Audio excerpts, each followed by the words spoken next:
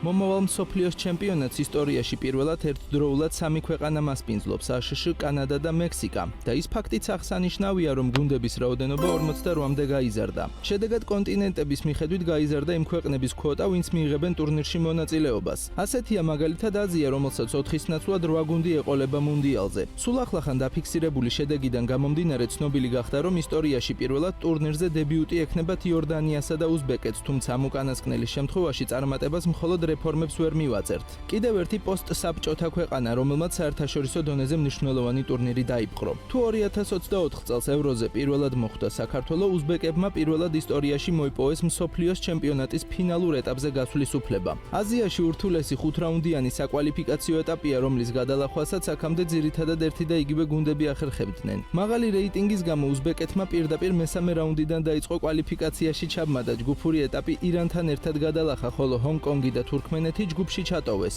ბოლო ჯგუფურ ეტაპზე პირდაპირ მსოფლიოს ჩემპიონატზე მხოლოდ პირველი და მეორე ადგილოსანი ხვდებოდნენ, ხოლო მესამე და მეოთხე ადგილზე გასულები პლეი-ოფს ითამაშებდნენ. საბოლოო ჯამში ყველასთვის მოულოდნელად ირანთან ერთად არა კატარმა, რომელსაც მუნდიალზე თამაშის გამოცდილება ჰქონდა, არამედ უზბეკეთმა მოახერხა მსოფლიოზე კვალიფიკაცია და ისტორია გადაწერა. თუ რამდენად დიდი მნიშვნელობა ჰქონდა ამ წარმატებას ქვეყნისთვის, მეტყველებს ის ფაქტი, რომ პრეზიდენტმა შავკატ მირზოევმა გამოსცა ბრძანება ეროვნული ნაკრების ფეხბურთელებისა და მთავარი მწვრთნელის უზბეკეთის სიამაყის წოდების მინიჭებაზე. ეს ჯილდო ტრადიციულად გადაეცემათ საერთაშორისო სპორტულ ტურნირებზე გამარჯვებულებს. გარდა ამისა, პრეზიდენტის პრესმდივნის განცხადებით, ნაკრების საპატიო ცერემონიალზე ფეხბურთელებს საჩუქრად გადაეცემათ ავტომობილებიც. გუნდმა შესარჩევში მხოლოდ 11 გოლი გაუშვა 15 თამაში. ეს ორგანიზებული და მებრძოლი ნაკრების ნიშანია. უზბეკეთის ნაკრები აქამდე 7-ჯერ მონაწილეობდა მსოფლიოს ჩემპიონატების შესარჩევ ეტაპზე, თუმცა მხოლოდ 3-ჯერ იყო ახლოს ფინალურ ეტაპზე გასვლასთან. 2006 და 2014 წლების შესარჩევებში ისინი კონტინენტურ პლეი-ოფებშიც მოხვდნენ, თუმცა ჯერ 2005 წელს ბაჰრეინთან სკანდალურად გავარდნენ, როცა ანგარიშით 1-0-ზე პენალტის გაიტანეს, მაგრამ საჯმა საჯარიმოში უზბეკი ფეხბურთელის ნაადრევი შერბენის გამო პენალტის ხელახლა შესრულების ნაცვლად ჯარიმა დაუდო ბაჰრეინს. იმის ნაცვლად, რომ ტექნიკური გამარჯვება უზბეკეთისთვის მიენიჭებინათ, მატჩი გადაათამაშეს და სტუმრად გატანილი გოლის წესით პლეი-ოფში ბაჰრეინი გავიდა. 2013-ში იორდანიასთან დამარცხდნენ და ერთი ბურთის უკეთესი შეფარდებით ბრაზილიაში სამხრეთ კორეა გაემგზავრა. უკანასკნელი შანსი კი 2018 წლის მსოფლიოზე ჰქონდათ, როცა ერთი გამარჯვება აშორებდათ საგზურს, მაგრამ კვლავ კორეელებთან ფრეი თამაშეს და ჯგუფში მეოთხე პოზიციამდე დაქვეითდნენ. ასეთი ტანჯვა გამოვლილი ნაკრები საბოლოოდ ნანატრ ტურნირზე ითამაშებს.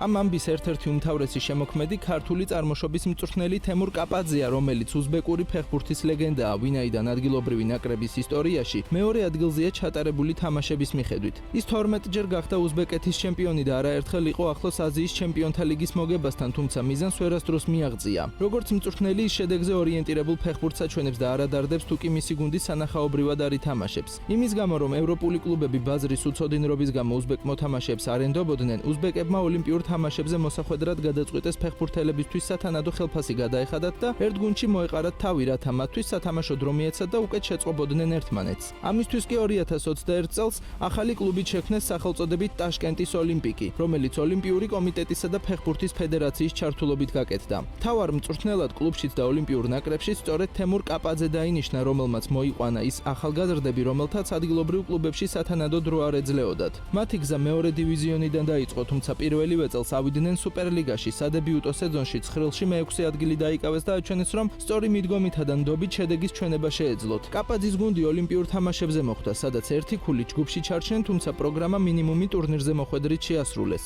უზბეკეთის ასაკობრივ ნაკრებს უკვე ნათამაშები აქვს ახალგაზრდულ მსოფლიოს ჩემპიონატებზე, მათ შორის 4-ჯერ 17 წლამდელებს შორის, რომელთან ერთადაც 2023 წელს მეოთხედ ფინალამდე მივიდნენ. 20 წლამდელები სულაც 5-ჯერ გაემგზავრნენ მუნდიალზე და 2-ჯერ მიაღწიეს მეოთხედ ფინალს. მათ ხასიათზე საუკეთესოდ მეტყველებს წლევანდელი 17 წლამდე აზიის თასის გათამაშება, როდესაც ფინალში მასპინძელ საუდის არაბეთს ძლიეს, მაშინ როცა მხოლოდ 9 ფეხბურთელით იყვნენ მინდორზე. ამ ყველაფრის საწყისი 2019 წელს უზბეკეთში მიღებული საფეხბურთო კანონია, რომლის მიხედვითაც ქვეყნის მოსახლეობის მინიმუმ 5% უნდა იყოს პროფესიონალი ფეხბურთელი. ამ დროისთვის მაჩვენებელი მხოლოდ 1%-მდე აყვანილი, მაგრამ შედეგს უკვე ვხედავთ. ცალკე საკითხია ინფრასტრუქტურაც. საბჭოთა კავშირიდან გამოყოფის შემდეგ თუ კი ყაზახეთში მხოლოდ ერთი დიდი სტადიონი აშენდა, უზბეკეთში, რომელთაც მეზობლებზე ამ სფეროში ორჯერ ნაკლები ბიუჯეტი აქვთ, 10 UEFA-ს 4 ვარსკვლავიანი სტადიონი გააშენეს. უზბეკური ფეხბურთის პრობლემა მდგომარეობს იმაში, რომ მათი ფეხბურთი მთლიანად მთავრობისგან ფინანსდება, თუმცა თუ კი მათ საკლუბო ჩემპიონატს შევხედავთ, ნახავთ, რომ განვითარების სერიოზული პერსპექტივა გააჩნიათ. მათი გენერალური სპონსორი Coca-Cola და იმდენიც მოახერხეს, რომ ეროვნულ ჩემპიონატს ცალკე არხი გაუკეთეს მეტი პოპულარიზაციისთვის, რაც ბევრზე მეტყველებს. ამასთანავე აშენდა 200-მდე საბავშვო აკადემიაც, რასთან ერთადაც ბაზარზე შემოვიდნენ ისეთი კლუბების აკადემიებიც, როგორებიც იუვენტუსი, მადრიდის რეალი და რომა არიან.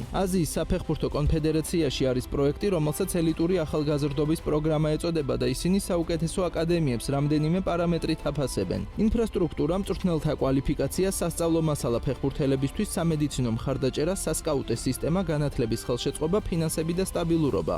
უმაღლესი სამი ვარსკვლავით ფასდებიან ტოპ აკადემიები აიაქსის, ბარსელონასი, მადრიდის რეალის, სანტოსის და პორტოსი, ხოლო ორი ვარსკვლავი ენიჭებათ ევროპიდან მხოლოდ იუვენტუს, ბაიერნს და PSV-ს.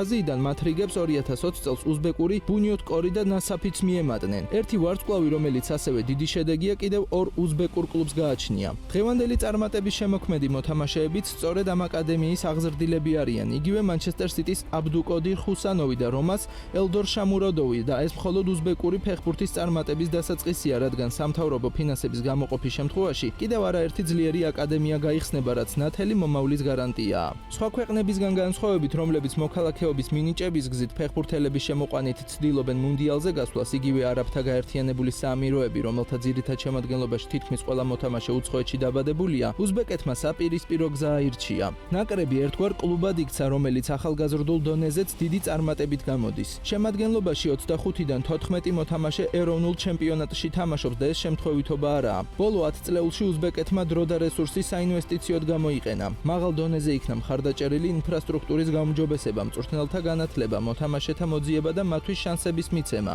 მიღწეული წარმატების შემდეგ ქვეყნის პრეზიდენტმა შავკატ მირზიოევმა ბრძანება გასცა ყოველწლიურად ბიუჯეტიდან ნაკრებს $2 მილიონი გადაეცეს, რაც ნამდვილად დამსახურებულია. ახლა მათი მიმართულებით უამრავი ევროპული გუნდის სკაუტის თვალი იქნება მიპყრობილი და როგორც საქართველოს შემთხვევაში ჰქონდა ევროპის ჩემპიონატს გავლენა, მსგავს ეფექტს მოახდენს პროცესი უზბეკებზეც, რომლებიც ევროპის ტოპ 5 ლიგას მალე მრავლად მოედებიან.